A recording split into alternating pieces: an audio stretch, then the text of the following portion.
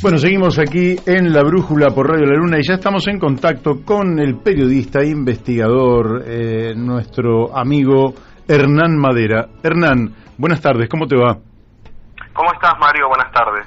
Bueno, un gusto volver a charlar con vos, sobre todo porque publicás notas que sobre las cuales has trabajado, es decir, has investigado y, bueno, últimamente has publicado una en la cual te preguntás por las causas por las cuales es tan difícil el despegue o el crecimiento o el desarrollo económico de la Argentina.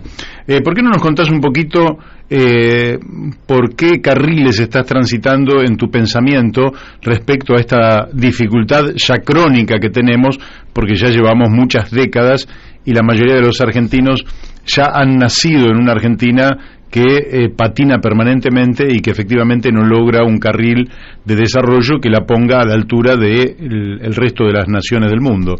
Contanos un poquito qué has investigado y qué conclusiones estás llevando adelante. Bueno, Mario, mi tema es la Argentina, la inestabilidad argentina y las crisis argentinas. Yo estudio historia y ese es el tema sobre el que escribo prácticamente siempre que me mandan a hacer algún tipo de trabajo o una investigación. Ese es el tema que me apasiona y que me gusta, y casi siempre, si vos te das cuenta, aunque haya vueltas de tuerca, es sobre lo mismo, o sobre historia de Estados Unidos, que es sobre lo otro que yo trabajo. El tema del desarrollo en la Argentina es apasionante porque, bueno, en términos relativos, Argentina es tal vez el país que más cayó en el mundo desde su posición anterior. Hay otros ejemplos, pero el de Argentina, hay otros ejemplos también extremos, pero el de Argentina es especialmente impactante, cómo se deterioran todos los indicadores. Y después, el tema del desarrollo, yo hago una diferencia, en realidad no la hago en la nota, y es un error de la nota. Transformación no es desarrollo, ¿no? Se mencionan 3 países, los 3 tuvieron una transformación en la nota, España, Chile y Uruguay, pero desarrollo tuvo uno solo, que fue España, y que no se dio durante el régimen de Franco, sino que se dio ya en democracia, el paso de esa transformación que hizo Franco al desarrollo. Claro. Lo que sucede, Mario, y la parte que a mí también me apasiona, es el nivel de propagandismo que hay en la Argentina desde ambos bandos, desde el kirchnerismo y desde los liberales, por ponerte los dos bandos que yo veo que se hace una propaganda insoportable sobre los ejemplos de los otros países, y a mí lo que me interesa es lo más cercano a la verdad posible y a la realidad de los hechos, ¿no? Claro, está muy bien. Entonces, ahí fue donde me investigué los casos de Chile, de Uruguay y de España, y sobre todo el de Chile, sobre un tema que yo pude hacer entrevistas, que pude hablar con economistas bastante renombrados, chilenos, ¿no? Sí. Y ese caso lo conozco particularmente bien, el de la transformación chilena. Transformación, Mario, no es lo mismo que desarrollo. Te repito que en la columna eso no está claro. Sí. Si vos me preguntás por qué detiene a la Argentina en su desarrollo, uno, te pongo que no tenemos diagnósticos sobre el origen de nuestra inestabilidad crónica. Yo creo que es una acumulación de diferentes factores que terminan este nivel de inestabilidad, y que nosotros nos damos cuenta, después que todos los otros países de la región lograron tener una inflación menor a un dígito y nosotros no, que todos los otros países de la región lograron llevar adelante una cierta transformación económica y nosotros no, y si logramos llevar una transformación fue negativa, no positiva. Ahora nos damos cuenta, porque no era tan fácil darse cuenta en la década de los 90, en la década de los 80, mucho menos en los 70, que Argentina tenía un mejor nivel de vida, pero ahora nos damos cuenta de que nuestra inestabilidad es un rasgo particular nuestro. No sé si me seguís, Mario. Sí, yo te sigo, pero en realidad durante muchos años un sector de la política, con acierto, pero lógicamente no resolvía todo el asunto, planteaba que la inestabilidad política era el origen de todos nuestros males, porque la Argentina vivía entre golpes de Estado y elecciones. Claro, elecciones, golpe de Estado, elecciones. Lógicamente, a partir de 1983, la democracia logró consolidarse, sobre todo después del último alzamiento cara pintada, ya por 1990, y hoy ya no podríamos decir que la inestabilidad política sea el factor de atraso. Lo escribo en mi columna. Era una hipótesis fortísima, o sea, fuerte, que se la verbalizaba insistentemente y se trabajó sobre ella, que hoy podemos decir que está descartada.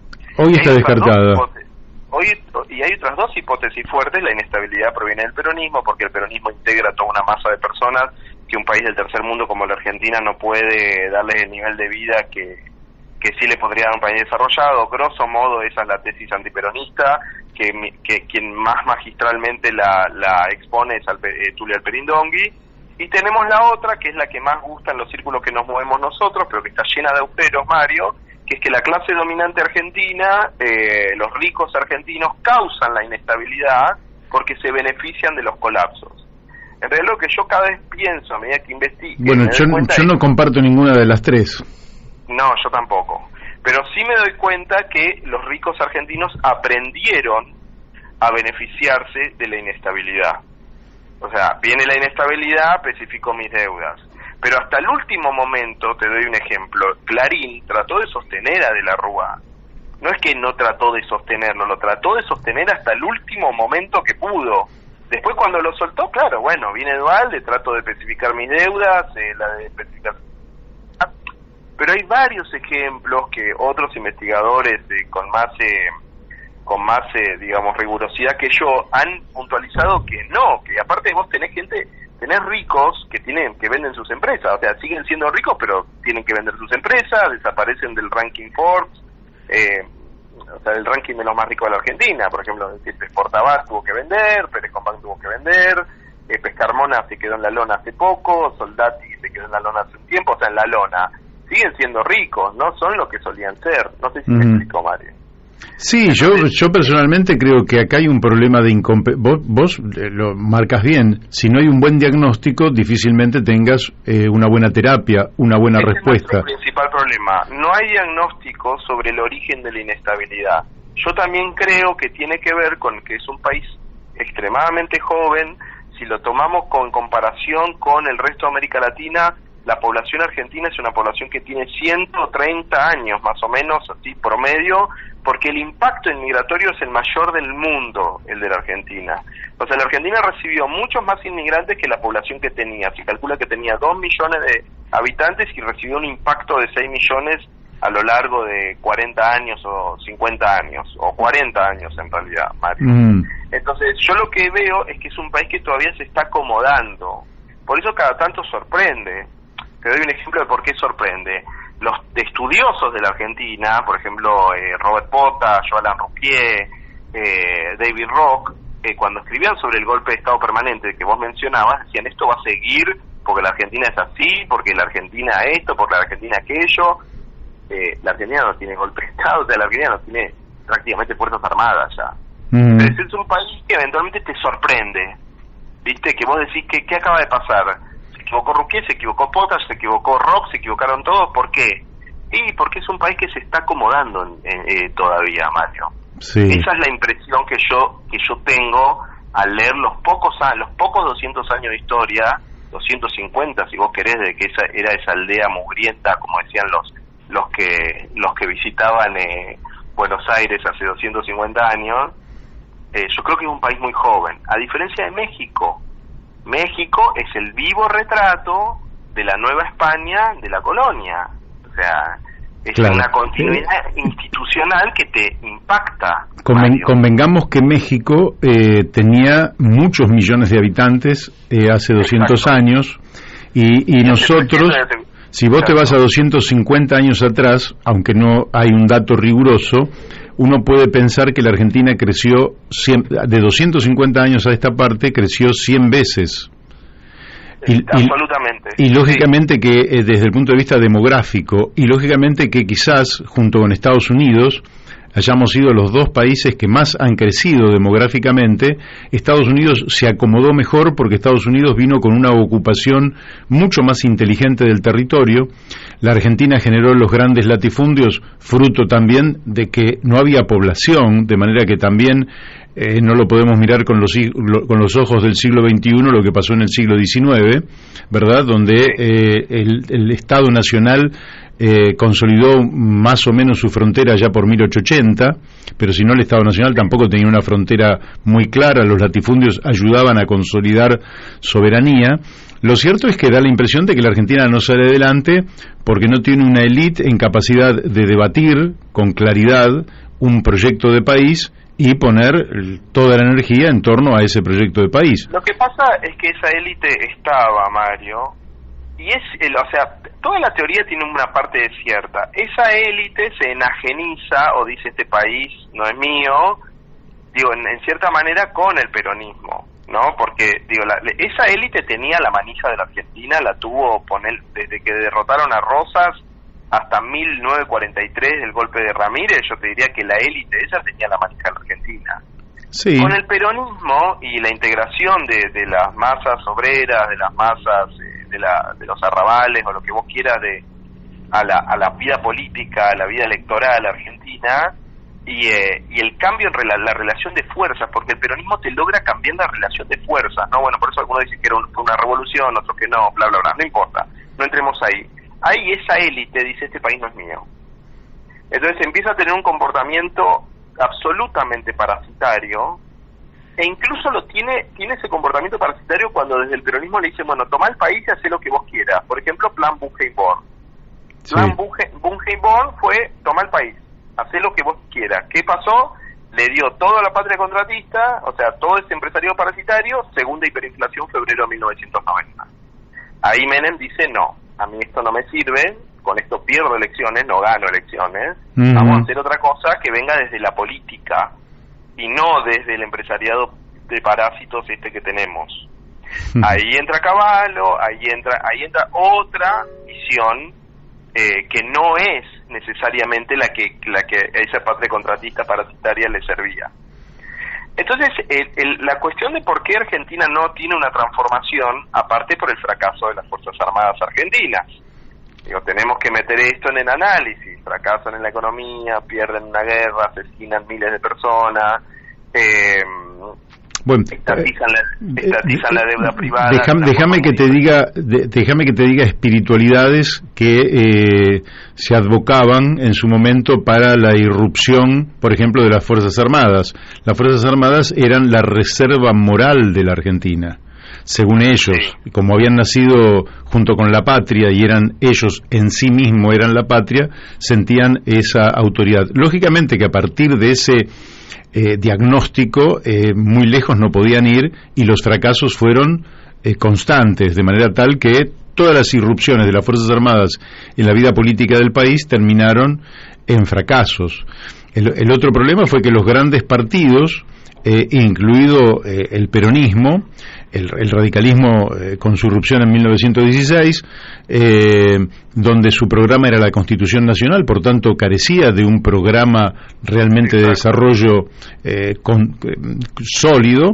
Después vino el peronismo, que no sé si sobreexageró el tema de sus planes quinquenales, su reforma constitucional de 1949. Indefinida. No nos olvidemos que la reforma es la reelección indefinida, ¿no? La reforma es la perpetuación de Perón en el poder, con lo cual genera una irritación en los sectores medios de la población que termina en el golpe de Estado del 55. Lo cierto es que en la Argentina se habla mucho, por ejemplo, de políticas de Estado, se habla mucho, por ejemplo, del Consejo Económico Social, pero no hay un lugar donde por lo menos se garanticen 10 políticas estables para los próximos 20 años en la Argentina. No. Y aparte de eso, Mario, yo soy pesimista.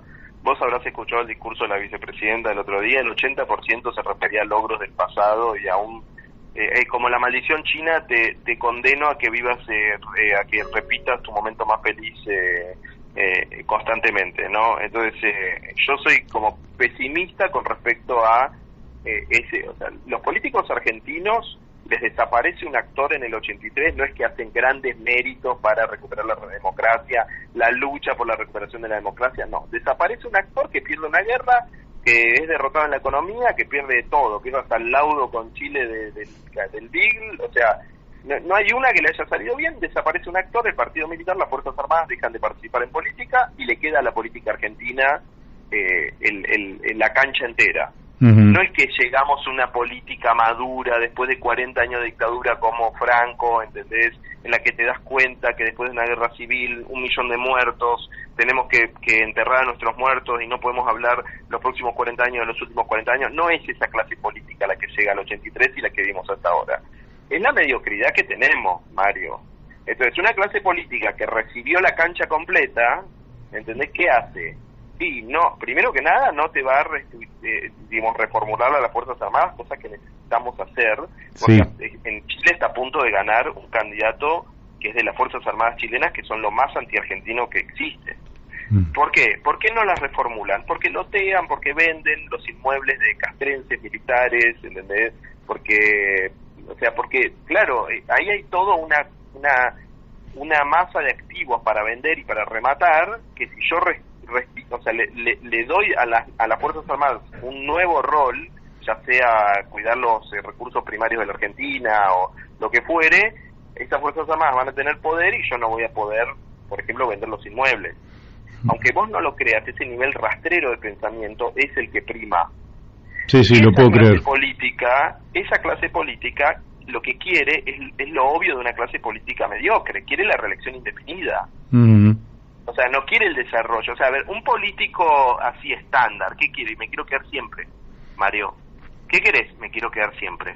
¿Qué quieren los intendentes del conurbano bonaerense? Eternizarse. Del conurbano no, de toda la provincia. Me quiero quedar siempre. ¿Y qué hago? Y todas las piruetas que se te ocurran. Y las piruetas que se te ocurran, voy a la COSDE, voy a esto del Estado, me nombran acá para los 2 años, pido licencia, ¿entendés? Sí. Entonces vos, cuando tenés esa clase política, claro, te va a meter el desarrollo en una campaña electoral, que es lo que va a hacer Horacio Rodríguez Larreta el año que viene. El desarrollo, soy desarrollista, mi papá era desarrollista, el de bla, bla, bla, tenemos que ponernos todos de acuerdo, bla, bla.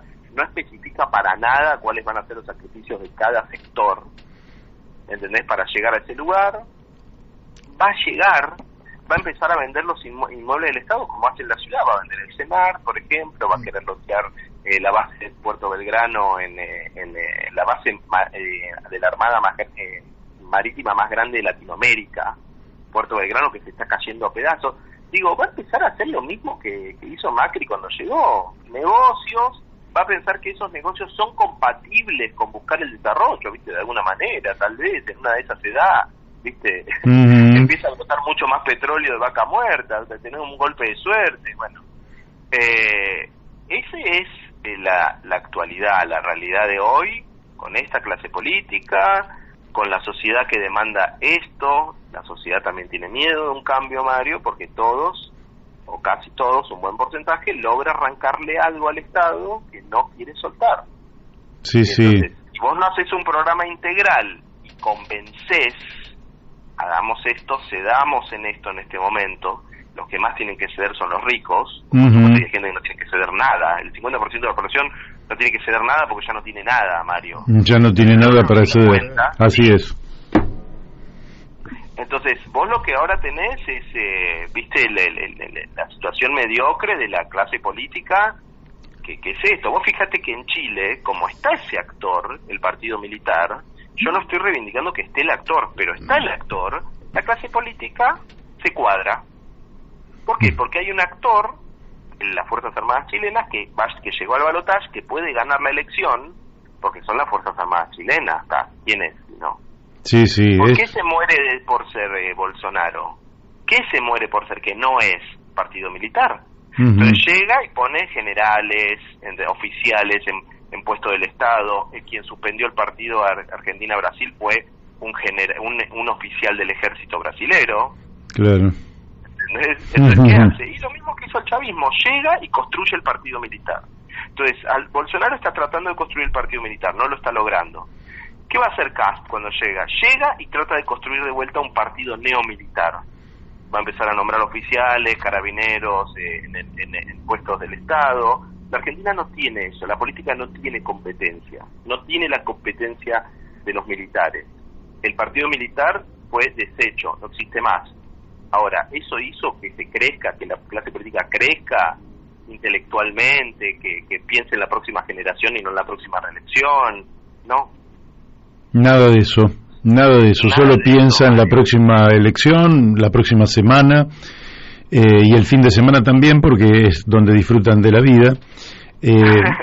Así que, o sea que podríamos decir que frente a todas las dificultades que hemos tenido en el pasado para el desarrollo de este país, en el futuro inmediato por lo menos no se ve una perspectiva de alguien que se esté, o de un grupo o sector que se esté planteando realmente una política integral de desarrollo, porque digámosle a la población, si fuera cierto, nosotros lógicamente creemos que no es cierto que Vaca Muerta sea lo que se dice que es, pero ese es un tema aparte.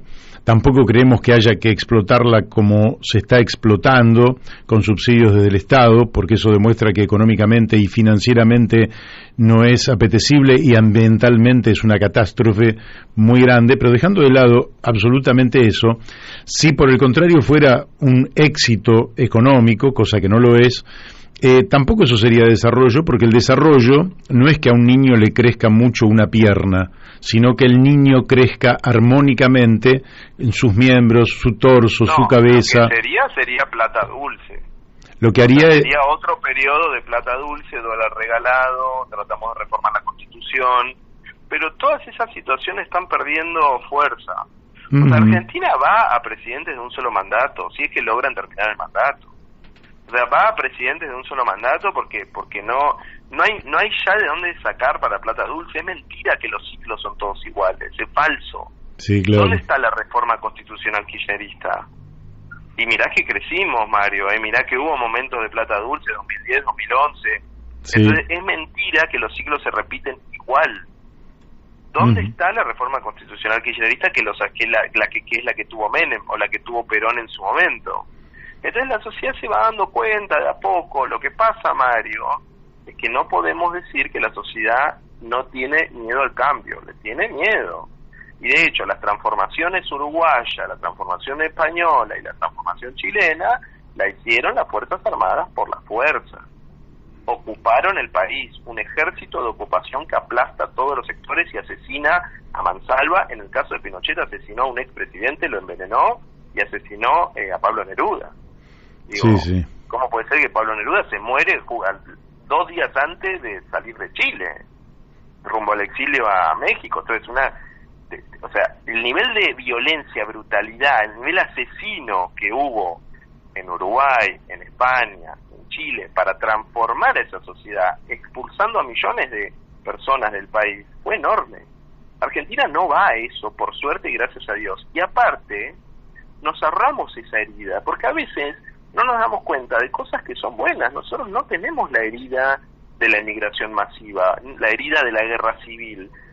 O sea, las heridas que vos ves a veces en España, cuando de una sociedad aplastada, vos eso lo notás. O sea, si uno va a esos países, nota que esa sociedad fue aplastada durante 40 años, oscurantista. Hasta a veces tienen reacciones sobre progresistas, si vos querés, porque vos te das cuenta que son reacciones contra algo que no lográs entender que viene de atrás. No sé si me explico, Mario. ¿Viste? España es el destape español, el país más progresista del mundo, el primer país que saca el matrimonio igualitario. A ver, hermano, ¿contra qué estás reaccionando? Yo celebro todo eso. Sí, claro. Es una reacción contra el aplastamiento anterior de 40 años, es una sobrereacción. Entonces nosotros esas heridas no las ahorramos, Mario, y no las queremos vivir. Así es. Digo, y entonces, para concluir, decime, ¿sos optimista o no? No. El gobierno de Horacio Rodríguez Larreta va, para mí, o sea, yo sí estoy siguiendo a Lacunza muy puntualmente, voy a sus conferencias, hablo con él. Ah, mira vos. Me leo todo lo que yo lo veo mal esto.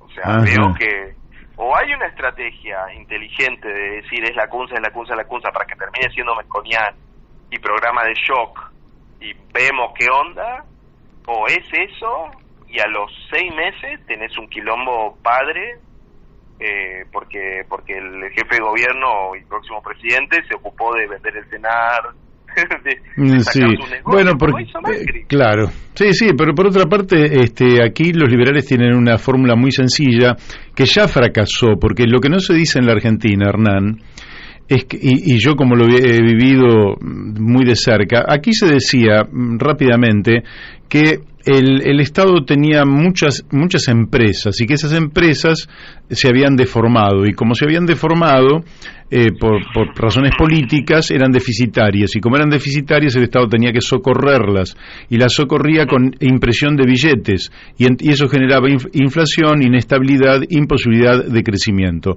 Se liquidó todo, Menem lo hizo, y lo que no previeron es que tras esa reconversión iban a generar millones de pobres que se han ido acrecentando a lo largo del tiempo. Esos pobres hubo que socorrerlos porque el Estado no puede hacer abandono de persona.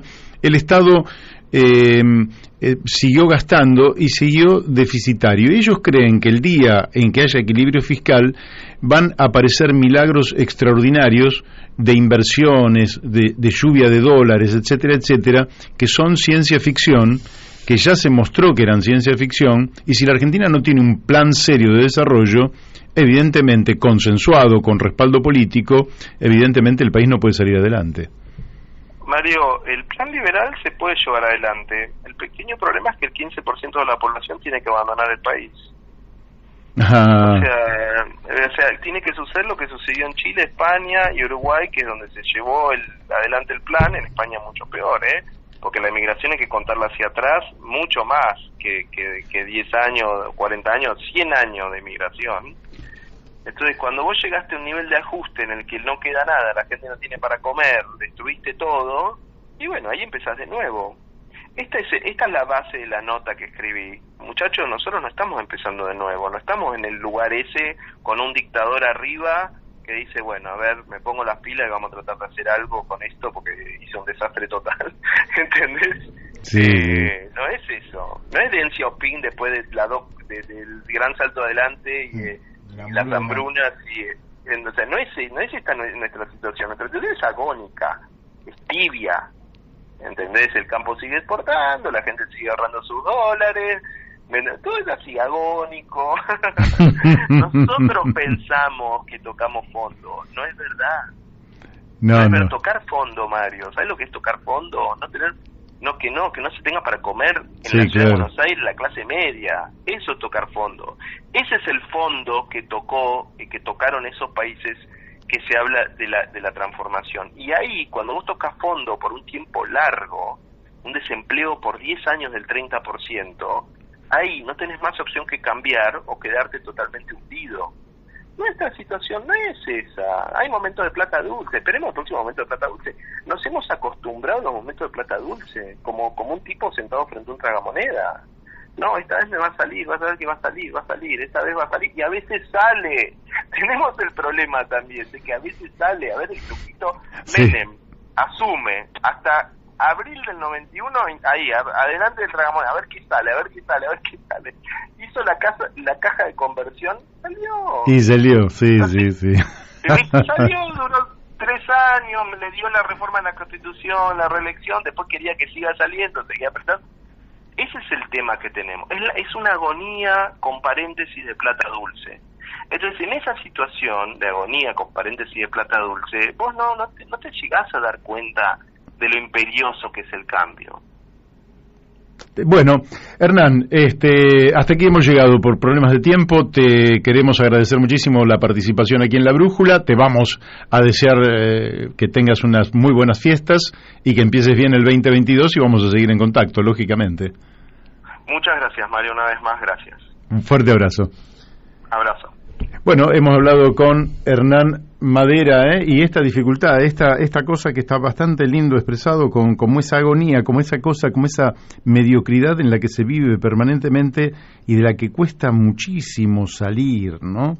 Cuesta realmente muchísimo salir. Claro, es como que siempre te la podés rebuscar, es decir, te mantenés allí en esa mediocridad y siempre te la podés rebuscar. Y siempre el país tiene algo de lo que agarrarse para ir tirando.